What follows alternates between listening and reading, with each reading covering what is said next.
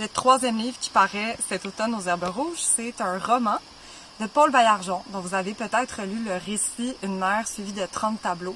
L'automne dernier, un livre où elle parlait de la relation toxique d'une fille à sa mère et où elle s'adonnait à un autoportrait qui était 30 tableaux. Dans le fond, c'est son film autobiographique qu'elle a réalisé dans le cadre d'une résidence à l'ONF.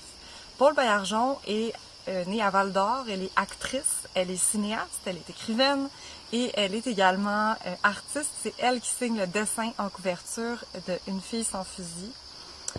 Alors, c'est une femme de 76 ans qui a décidé d'écrire sur des expériences d'agression et de harcèlement sexuel.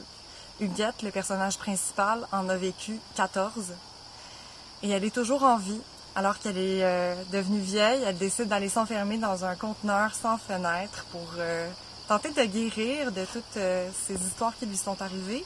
Alors elle reçoit au quotidien la visite d'un docteur qui vient l'écouter et elle s'imagine dans un film qu'elle aime beaucoup, L'homme sans passé de Aki Kaurismäki, où d'ailleurs un personnage blessé vit dans un conteneur avec le soutien d'une communauté de pauvres gens qui savent pas vraiment ce qui lui est arrivé, mais qui sont très généreux et accueillants. Alors c'est dans cette bienveillance et aussi dans cette dureté qu'écrit Paul Baillargeon. C'est un texte écrit d'une voix qui est très brute, authentique, directe, mais qui ne fait pas l'économie de belles images qui nous permettent à la fois de saisir la crudité de ce qu'elle raconte et aussi la complexité de la personne qui vit ces événements.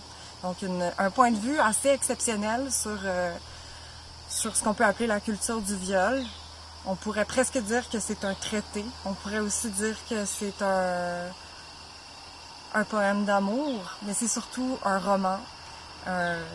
Tout court, coup de poing, dur et magnifique, dont je vais vous lire un petit extrait pour vous donner une idée.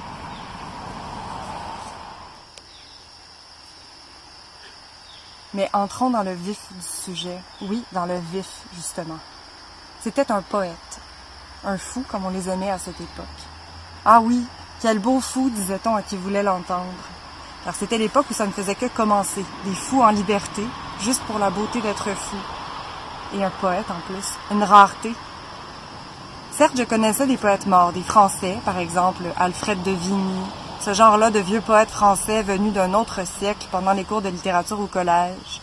Les nuages couraient sur la lune enflammée, comme sur l'incendie, on voit fuir la fumée. Oui, ce genre-là. Mais un poète vivant qui faisait ça dans la vie, comme dans Poète ou Papier, une chanson de Léo Ferré, un autre français d'ailleurs.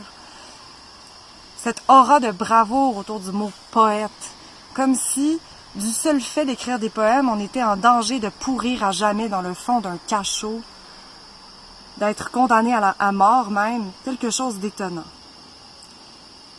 Bref, il m'avait téléphoné pour que je dise un de ses poèmes à la radio d'État. Et je suis allée chez lui pour répéter, voir comment dire ces mots de poète. J'étais intimidée.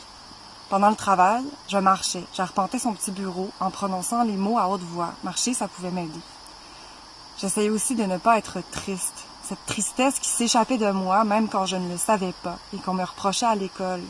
Comme vous êtes triste, mon enfant. Il ne faut jamais être triste sur scène. Tout, mais pas ça. Allons, reprenez.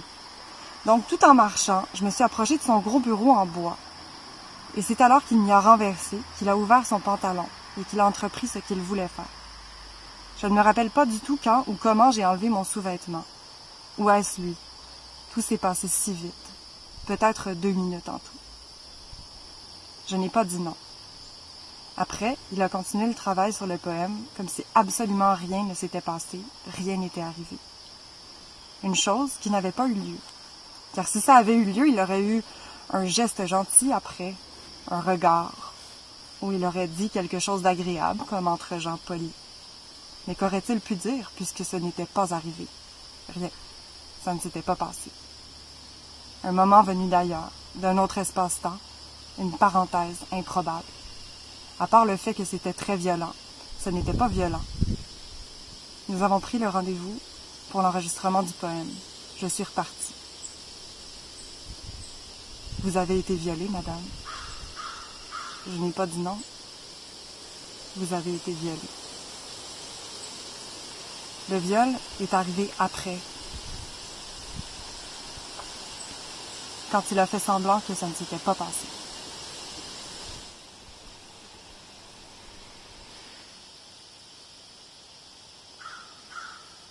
Une fille sans fusil, un roman de Paul Baillargeon aux Herbes Rouges cet automne.